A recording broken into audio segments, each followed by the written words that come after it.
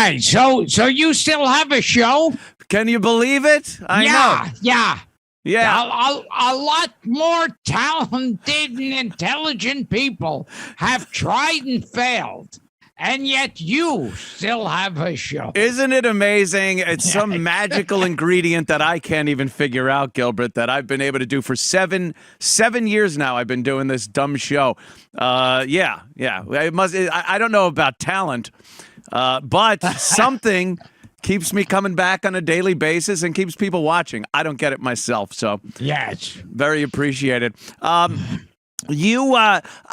recall years ago you were what they call canceled for making a joke, whatever the hell. But from of course a duck voice gig that was probably a great paying a gig for an insurance company, and. Now, let me get this straight. It was a joke. You didn't kill anybody, right? You didn't shoot anybody? Yeah. I mean, the way people reacted, I'm not so sure. I know. I'm still checking if I've got blood on my hands. Just a joke. Because I mean, they fired me. They got rid of me quicker than shit out of a duck's ass.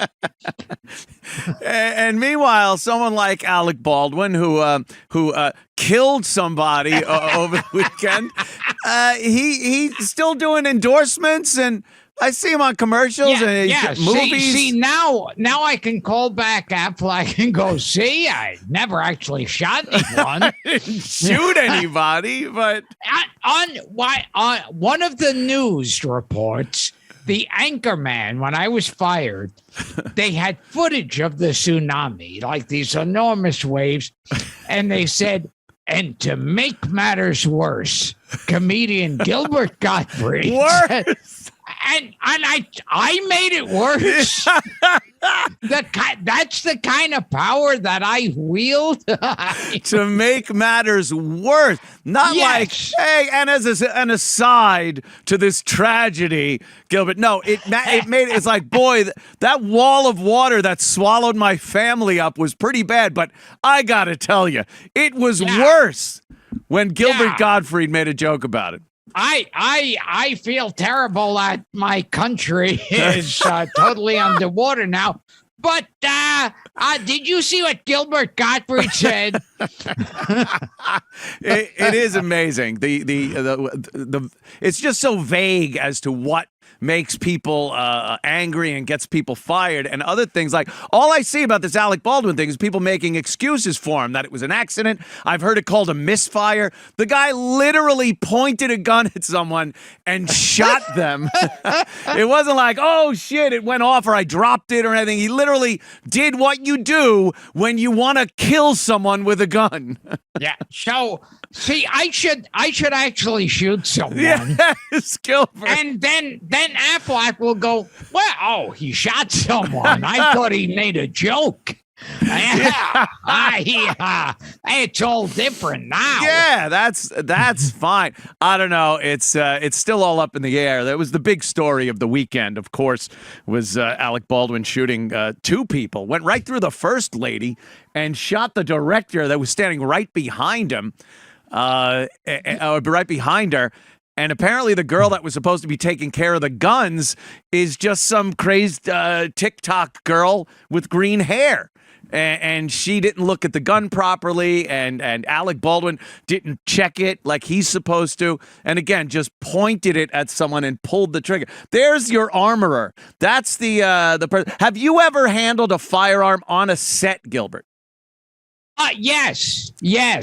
And usually they'll come over to you and they'll open up the gun and show you that it's empty. Right. Here, I guess they didn't. This green-haired girl. Is she the one that was handling the guns, or she's the one that was supposed to make sure everything is copacetic? She's the one that was supposed to open the cylinder and show him that there's nothing in there, and I guess she didn't. So a girl with green hair and a nose ring was in charge of people's lives. She was too busy doing maybe a TikTok dance lip sync video to make sure Alec Baldwin wouldn't kill somebody. I don't know. What movie did you have a little gunplay in? Let's see. Well, one thing I did years ago, this was at the Hollywood Prop Museum, I think it was called. And it was for some, like, God knows, Sunday Funnies or one of those old comedy shows. Yeah. And they had a gun in there. And back then, I didn't know firing a gun was that. Well, I knew firing a gun was dangerous. I'm not that fucking stupid. But I had no idea, like, guns with blanks. They make it sound like, oh, it has blanks. Yeah. But what was the name of that guy he was on, Alias Smith and Jones? John Eric Hexum. Yes, he was sitting there, and as a joke, he put the gun to his head and pulled the trigger. Yeah. And the energy from the charge itself and the little wadding, there's paper or wax wadding or something.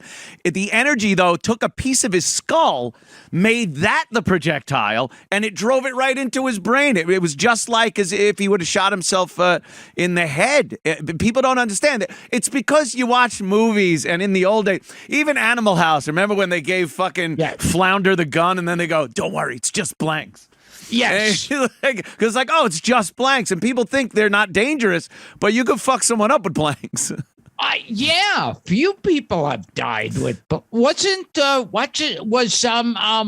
Bruce Lee's son? Brandon Lee. This was an interesting case. What happened with Brandon Lee was they needed a shot of the front of the revolver. So when you look at a revolver from the front, you could see the lead in the chambers of the cylinder. So they needed that shot. So what they did was they took out the powder and put the bullet back and put those bullets in without gunpowder. But the primer, the thing that the firing pin hits to ignite the powder, they left in there. That had enough of a charge to make the lead pop out just a little bit and go into the barrel. So they didn't know that the gun actually had a round in the barrel now. Then they changed it out for the harmless blanks, and they put those in there for the money shot, and that fired, and all the energy behind the lead bullet that was left in the barrel from the previous thing came out and shot him in the abdomen. And they all were just like, all right, well, we're still going with the scene. He's laying on the floor because he was supposed to just lay on the floor like he was dead. And he was. They just were like, all right, cut. Great job, Brandon. Great. You want to get up? Oh, he's method acting. He's fucking. I said, great job, Brandon. Oh, and great job to that green-haired girl. Yeah, green-haired gun girl. She did a bang-up job with the weapons. What a weapons expert. She's in demand. That green-haired girl. But in movies, they always do that. They'll say, oh, it's okay. It's blanks. And it's like blanks kill people. Yeah. Blanks. Now there's a whole big thing of should there even be real guns on movie sets? Why can't they just do it CGI? I think there's this kind of Hollywood is very traditional. Molesting children is a tradition in Hollywood. They don't want to steer clear of that. Starlets, fucking starlets on the casting couch, things like that. But it's a tradition, and it just looks better. The muzzle flash is real. And to get someone to act like there's some recoil to a gun, it doesn't look authentic sometimes. So I think for authenticity, they like using it. And for the most part, it's been safe in thousands of movies that no one's been hurt on. So, it's like, I remember I did it in, it was something in a prop house. And I was like firing a gun in the air and, saying stuff and firing a gun. And, Yosemite Sam. Yeah. You varmint. And, another thing with guns that's total bullshit is the idea of a silencer that goes like, it makes like a little spit sound. And it makes like people spit louder than a silencer in movies. Someone described it as a cat sneezing. It really is when you see them. They shoot someone right next to another person, and the other person just like. Yes, I think I heard something. It might have been the leaves rustling. Yeah. It makes a little more of a noise than they show in the movies. They say with a silencer, the silencers that they have are gigantic. They're not like the type you take out of your jacket and put on. They screw it on any gun. Yes. And they say it's still loud. This idea. Yeah, it's still loud, and the mechanics of the gun racking back if it's a semi-automatic pistol, that makes a sound.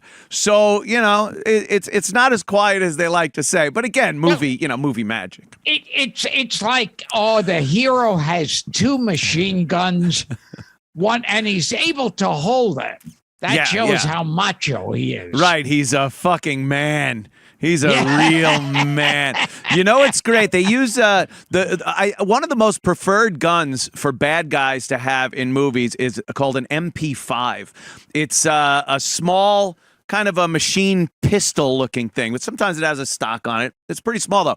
Everyone was using it in Die Hard. Like that was the fucking movie gun in Die Hard. And until you actually shoot one in real life, you realize this would last for about a tenth of a second of shooting. Like you go, and it's empty. Yes. It's fucking empty. And there it is. That's like your preferred fucking weapon of Hans Gruber and his crew. But that's a 30-round magazine, and you will go through that in a second, and it's empty. And that's another thing about the bullshit of guns in movies is how long your ammo lasts. They ran through the entire skyscraper with that one gun, with never reloading. Firing away and here's what I want to know, too. I want to ask a doctor this. I'm a doctor. Like the hero always, he'll get shot. When he does get shot, it's always in the shoulder. And so is the shoulder like this safe area? You could take a bullet in your shoulder and you're fine after that? I know, like right in this area, there's a lot of cardiopulmonary arteries and veins and important things. And of course, the further you have to go down a limb, the thicker the artery is up at the top as it branches out to feed your arms and legs and whatnot. So I would think there's probably a major fucking pipe in here that if you get hit in it, you're dead. So then you're advising people not to get shot in the shoulder. Don't shoot yourself in the shoulder. You've seen a lot of these people do this when they want to seem like they were a victim of a crime. They kill their wife or something. Yes. And it's like, and then they take the gun and they shoot themselves in the shoulder and go, oh, I barely made it out myself, And then they're like, why, how come the gun was pointed immediately? Like I watch enough Forensic Files to know that's bullshit. But they never even get him like here. It's usually like right on they barely nick him and go, oh. Yes. It's always those cases where they'll go, oh, they shot and stabbed my wife and kids. And then he slapped me in the face really hard. Yeah. Oh, I barely got away with my dignity. He pulled off one of the buttons from my shirt. This guy meant business. He stabbed my wife 80 times in the heart and face and left her positioned like a whore. But yeah, he called me some pretty nasty names before departing. That's enough crime shows. And then there was that famous case. I think he may have been a sergeant or something. He killed his wife. And this was around the time of the Manson family and all that. So he wrote on the walls, LSD is groovy. Was it Greg Brady? The Greg Brady crimes? Yes. Yeah. I mean, and that just shows like how unhip this guy was. Groovy. It's like the kind of thing when Bob Hope and Lucille Ball would dress up as hippies. That's something they would say, like, hey, LSD is groovy. Huh? Hey, let me tell you something, Lucy. That LSD is pretty groovy, I got to tell you. Yeah, Bob. It's Bob I Take Acid Hope for Texaco. Now, I heard Bob Hope used to, on those war tours, like Vietnam and everything, yeah. He always had some hot babe. There'd be always. Welch or hey, Joey ladies and Heatherton. gentlemen, bring it to the stage. Let's give a big hand for Joey Heatherton, all right? Here comes the lovely Joey Heatherton. It was always the same joke. Same joke he would do. I just want you boys to see what you're fighting for.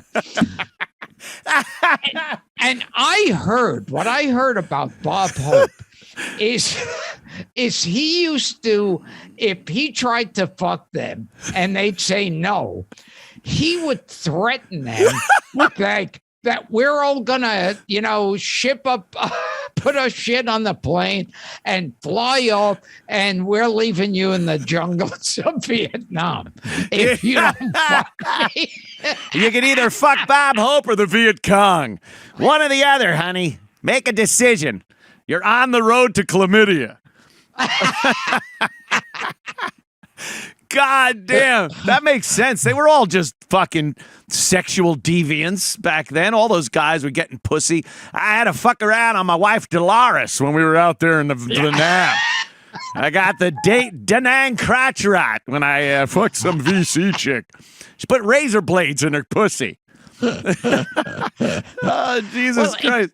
It's just like what gets me is now that Harvey Weinstein is in prison, there are no producers or directors fucking young girls who want to get into the movie. No. So, that's got to make a comeback, though, after after a little time. I think it's just in their blood. If you're some nerdy guy or some business guy and you couldn't get pussy by being a good-looking actor in Hollywood, you became a producer, and then you get the girls because they wanted the gigs.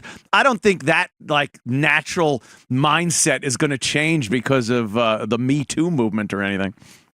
Yeah, it's just like when, what was the name of those two, black German singers with the long dreadlocks? Oh, yeah, Milli Vanilli. Milli Vanilli. Milli Vanilli, also known as German black guys with dreadlocks. With dreadlocks. Yeah. I always thought there too. Now that they're over with, nobody has any dubbed in singing going on. That's over with. That's over. I think they figured out how to actually make bad singers sound good with electronics and whatnot, so they don't have to literally replace them with. The first time I ever had experience with that, it was the episode of Fred Flintstone on the Flintstones when he had, and rock is gonna roll with all his might in bedrock, twitch, twitch. And then the record skipped, and rock is gonna roll, and rock is gonna roll, and rock is gonna, and then they were all like, boo, boo, and started throwing shit at him. And I'm like, oh, well, that's probably why. And it literally happened to Milli Vanilli, exactly like it happened to Fred Flintstone. or it happened also to the other Simpson sister. Yeah, on Saturday Night Live, right? She it played the wrong song. Yeah, or something. yeah. It's like you think they'd have better equipment than literally a record player. All right, here she goes. Put a penny on the top to hold the stylus down. And they also use that dubbing in gag on one episode of Andy Griffith, where who was singing? Barney is supposed to sing, but he can't sing. So Gomer sings. Oh, yes. Well, Gomer had that amazing voice that they had a highlight on the show every so often. That was Gomer's voice. Yeah. And I always wondered with that, if you spoke to actual opera singers and said, do you think Jim Nabors was really that great a singer? I think it's that everyone was so shocked that he'd go from, golly. Right. And then I think you could sing like me. And they go, oh, my God, what a great voice. That's exactly what it was. It was just the contrast. Graded on a curve, he was an amazing singer because it's like, well, golly, Sergeant Carter, I'm going to sing for the Marine Band. And then, he'd do that shit. But, yeah, I think he was kind of average.